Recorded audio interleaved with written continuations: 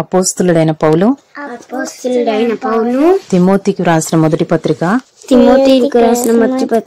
3వ అధ్యాయము 5వ వచనం నుండి 3వ అధ్యాయము 13వ వచనం వరకు ఎవడైనను తన ఇంటి వారిని ఏలనేరకపోయిన యెడల అతడు దేవుని సంఘమును ఎలాగు పాలించును. అతడు గర్వాంధుడై అపవాదికి కలిగిన శిక్షా విధికి లోబడుకున్నట్లు క్రొత్తగా చేరిన వాడై ఉండకూడదు. మరియు అతడు నిందపాలై అపవాది ఊరిలో పడిపోకుండానట్లు సంఘమునకు వెలుపటి వారి చేత మంచి సాక్ష్యము పొందిన వాడై ఉండవలెను. అలాగుననే పరిచారకులు మాన్యులయుండి ద్విమనస్కులను మిగిలిన మద్యపాన శక్తులను దుర్లాభమును అపేక్షించు వారినై ఉండక విశ్వాస మర్మమును పవిత్రమైన మనస్సాక్షితో గైకొని వారై ఉండవలను. మరియు వారు మొదట పరీక్షింపబడవలను. తర్వాత వారు అనింద్యులైతే పరిచారకులుగా ఉండవచ్చును. అటువలే పరిచర్య చేయు స్త్రీలను మాన్యులై కొండెములు చెప్పని వారును మితానుభవము గలవారును అన్ని విషయములలో నమ్మకమైన వారునై ఉండవలెను. పరిచారకులు ఏకపత్ని పురుషులను తమ పిల్లలను ఇంటి వారిని బాగుగా ఏలువారినై ఉండవలెను. పరిచారకులై ఉండి ఆ పనిని బాగుగా నెరవేర్చిన వారు మంచి పదవిని సంపాదించుకొని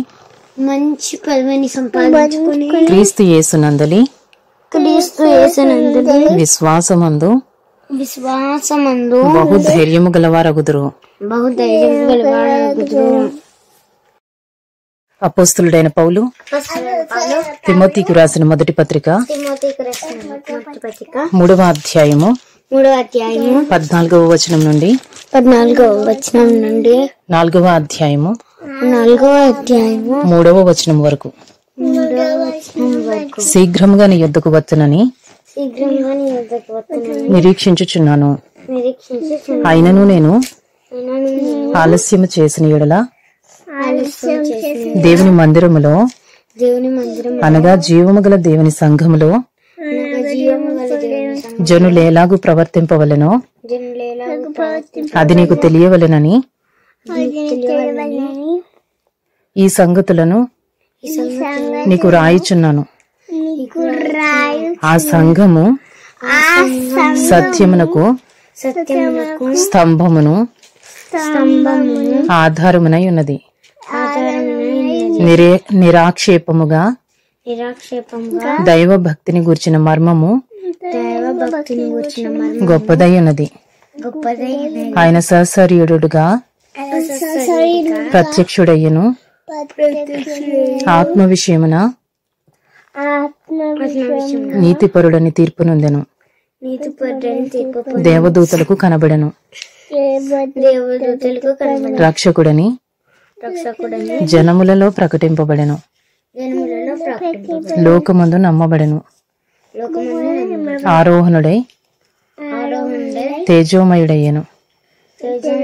అయితే కడవరి దినములలో కొందరు తిమోతికి రాసిన మొదటి పత్రిక 4వ అధ్యాయము. అయితే కడవరి దినములలో కొందరు అయితే కల్వరి దినములో కొందరు అబద్ధికుల వేషధారణ వలన మోసపరచు ఆత్మల యందును దయ్యముల బోధ యందును లక్ష్యముంచి విశ్వాస భ్రష్టులగుదురని ఆత్మ తేటగా చెప్పుచున్నాడు. ఆ అబద్ధికులు వాత వేయబడిన మనస్సాక్షి గలవారై వివాహము నిషేధించుచు సత్య విషయమై అనుభవ జ్ఞానము గల విశ్వాసులు కృతజ్ఞతాస్తుతులు చెల్లించి పుచ్చుకున్న నిమిత్తము దేవుడు సృజించిన ఆహార వస్తువులను కొన్నిటిని తినుట మానవలనని చెప్పుచుందురు.